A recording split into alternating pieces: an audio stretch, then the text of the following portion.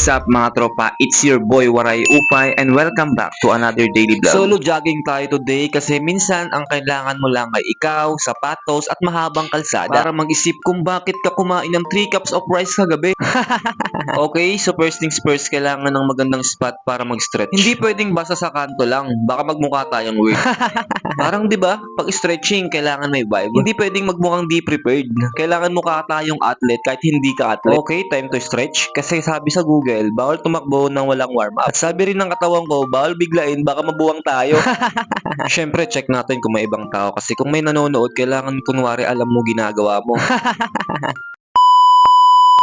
Okay, takbong pogi muna tayo. Alam mo na yung hindi masyado mabilis pero sapat para sabihin mong nag-workout ka today. So ayan, lakad muna tayo. Hindi dahil pagod ako ha, strategic pacing lang to. Kahit sa buhay, minsan kailangan bumagal para hindi ka ma-flatline. Hindi ako hinihingal, hindi rin ako naubusan ng stamina. Gusto ko lang ma-appreciate yung paligid. Pero okay lang, lakad is life. Kasi kahit mabagal, at least umaandar pa rin, di ba? Unlike sa love life ng nanonood dyan, na parang permanently nakapost.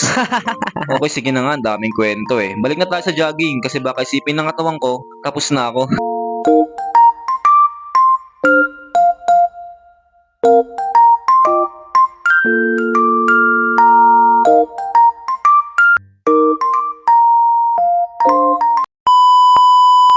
So ayun guys, magpapahinga na lang tayo. Tapos na ang jogging, lakad-lakad na lang muna tayo. Cool down, cool soul, cool face kahit init ng ulo sa pagod. Hindi madali pero kinaya, parang buhay.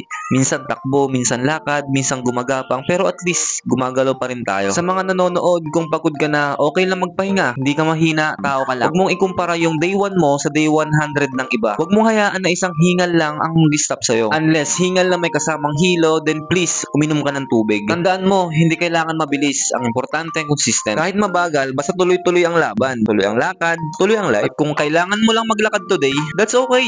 Kasi minsan, ang pinaka-importanting step ay yung hindi kang minto. So keep going mga pre. For your health, for your peace, for your rise later. So ayun lang guys, huwag mong kalimutan i-follow yung account ko. Bye-bye!